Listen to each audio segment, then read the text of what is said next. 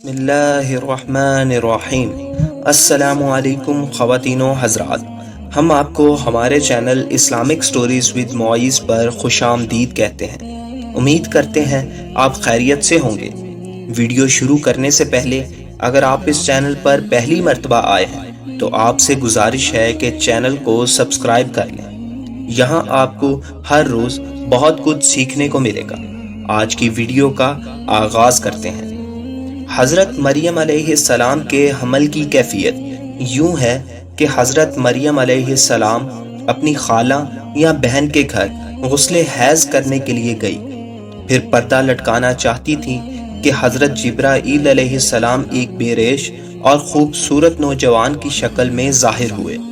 حضرت مریم علیہ السلام نے دیکھا کہ یہ نامحرم میری طرف متوجہ ہے، تو حضرت مریم علیہ السلام نے اس سے فرمایا، میں پناہ مانگتی ہوں تجھ سے اللہ کی، اگر تو پرہیزگار ہے۔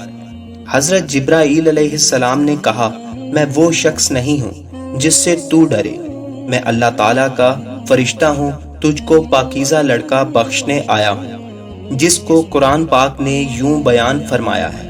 ترجمہ: فرشتوں نے کہا، اے مریم، اللہ تمہیں خوشخبری دیتے ہیں اپنی طرف سے ایک کلمے کی، اس کا نام مسیح عیسیٰ بن مریم ہے۔ کیا ہوگا؟ وہ دنیا اور آخرت میں مرتبے والا ہوگا اور اللہ کے قریبی بندوں میں سے ہوگا۔ لوگوں سے باتیں کرے گا جب جھولے میں ہوگا اور جب پوری عمر کا ہوگا، اور وہ نیک بندوں میں سے ہوگا۔ حضرت مریم علیہ السلام نے جواب دیا، میرا بیٹا کیسے ہوگا کہ مجھے کسی بشر نے ہاتھ نہیں لگایا اور میں بدکار عورت بھی نہیں ہوں۔ حضرت جبرائیل علیہ السلام نے کہا، تیرا کہنا صحیح ہے، لیکن تیرے اللہ نے فرمایا ہے کہ میرے لیے بغیر باپ کے بیٹا دینا آسان ہے، جس کو قرآن پاک نے اس طرح بیان فرمایا ہے۔ ترجمہ: اے میرے پیارے رب، میرے ہاں لڑکا کیسے ہوگا جب کسی مرد نے مجھے ہاتھ تک نہیں لگایا ہے؟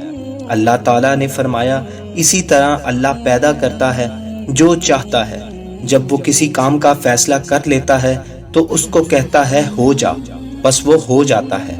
حضرت مریم علیہ السلام کو اسی وقت اتنی بڑی بشارت دی گئی کہ وہ نبی ہوگا، بنی اسرائیل اور تورات و انجیل کا عالم ہوگا، اور وہ بڑے معجزوں والا ہوگا، جس کو قرآن پاک نے یوں بیان فرمایا ہے۔ ترجمہ: اور اللہ اس کو کتاب اور حکمت اور تورات اور انجیل سکھائے گا، اور وہ رسول ہوں گے بنی اسرائیل کی طرف۔ حضرت عیسیٰ علیہ السلام کی پیدائش غرض یہ کہ تمام بشارتوں کے بعد حضرت جبرائیل علیہ السلام نے حضرت مریم علیہ السلام کے گریبان میں روح مبارک کو پھونک دیا، جس سے فی الفور حمل رہ گیا۔ حضرت مریم علیہ السلام نے فرمایا کہ دوران حمل تنہائی میں حضرت عیسیٰ علیہ السلام مجھ سے باتیں کرتے تھے اور مجمع میں خدا کی تسبیح بیان کرتے تھے، حالانکہ آپ علیہ السلام ابھی پیٹ میں تھے۔ حضرت مریم علیہ السلام اور آپ کی خالہ صاحبہ جب آپس میں ملاقات کرتی تھیں تو ایسا معلوم ہوتا تھا کہ خالہ کے پیٹ کا بچہ یعنی یحییٰ علیہ السلام بھانجی کے بچے یعنی حضرت عیسیٰ علیہ السلام کی طرف جھکتا ہے، یعنی سلام کرتا ہے۔ یوسف نجار جو بی بی مریم علیہ السلام کے ماموں کا بیٹا تھا، وہ بیت المقدس میں عبادت کرتا رہتا تھا اور کبھی کبھی حضرت مریم علیہ السلام کو خالہ کے پاس پہنچا دیتا تھا۔ جس حمل کی حالت سے آگاہ ہوا تو اس نے بھی تحقیقات شروع کی، تو حضرت مریم علیہ السلام نے تمام واقعات بیان کر دیا۔ جب ولادت کا وقت آ گیا تو حضرت مریم علیہ السلام کو قدرتی ندا ہوئی کہ اس شہر سے باہر چلی جاؤ، اگر تیری قوم تجھ کو اس کے وزراء پر دیکھے گی تو کوئی تجھ کو اور تیرے فرزند کو قتل کر ڈالے گی۔ حضرت مریم علیہ السلام بما یوسف نجار بیت المقدس روانہ ہو گئی۔ حضرت جبرائیل علیہ السلام ان کی راہ پر تھے۔ جب 2 فرسنگ راہ قطع کی تو بیت اللہ میں پہنچے، وہاں شدت درد سواری سے اتری اور پشت مبارک ایک خوش خرمے سے لگا کر بیٹھی۔ تفسیر حقانی میں ہے کہ ایک پرانا مکان تھا جس نے خشک کھجور کا ایک درخت تھا جس سے ٹیک لگایا، پھر بغیر تکلیف کے حضرت عیسیٰ علیہ السلام پیدا ہوئے۔ اس حوالے سے حضرت مریم علیہ السلام نے عرض کیا کہ اے کاش وہ اس حال سے پہلے ہی مر جاتی اور نسیہ منسیہ ہو جاتی۔ اللہ تعالیٰ نے ملائکہ کو بھیجا اور اپنے فضل و کرم سے وہی ان کے پاؤں کے نیچے سے ایک پانی کا چشمہ ظاہر کر دیا۔ ملائکہ نے حضرت عیسیٰ علیہ السلام کو غسل دیا۔ حضرت جبرائیل علیہ السلام بحکم رب خلیل ندا دی کہ اے مریم غمگین مت ہو، اللہ نے تیرے لیے نہر جاری کی ہے اور خشک درخت کو سرسبز کیا ہے۔ اب تو خرمے کی شاخ کو ہلانا، وہ تجھ پر تازہ خرمے گرائے گا، تو تازہ خرمے کھا اور پانی پی اور بیٹے کے دیدار سے اپنی آنکھیں ٹھنڈی کر۔ حضرت مریم علیہ السلام نے کہا اگر لوگ مجھ سے پوچھیں گے کہ یہ بچہ کہاں سے لائی ہے تو میں کیا جواب دوں گی؟ حضرت جبرائیل علیہ السلام نے کہا اگر تو کسی کو دیکھے تو اشارے سے کہہ دینا کہ میں نے خدا کے لیے روزہ نظر کیا ہے کہ کسی بنی آدم سے بات نہ کروں، میں کھانے اور پینے کے علاوہ باتوں سے بھی روزہ ہوتا ہے۔ تفسیر حقانی جس کو قرآن پاک نے یوں بیان فرمایا ہے۔ ترجمہ: پس مریم علیہ السلام نے اس کا حمل اٹھا لیا اور وہ اس کو لے کر ایک دور کی جگہ چلی گئی، پھر درد شاہ کھجور کے درخت کی طرف لے گیا۔ اس نے کہا کاش میں اس سے پہلے مر جاتی اور بھولی بسری چیز ہو جاتی۔ پھر مریم علیہ السلام کو اس نے نیچے سے آواز دی کہ غمگین نہ ہو، آپ کے رب نے آپ کے نیچے ایک چشمہ جاری کر دیا ہے اور کھجور کے درخت کو اپنی طرف ہی ہلائیے، اس سے آپ کی طرف پکی ہوئی کھجوریں گریں گی، پس کھاؤ اور پیو اور آنکھیں ٹھنڈی کرو۔ پھر اگر تم کوئی آدمی دیکھو تو اس سے کہہ دو کہ میں نے رحمان کا روزہ مان رکھا ہے، تو آج میں کسی انسان سے نہیں بولوں گی۔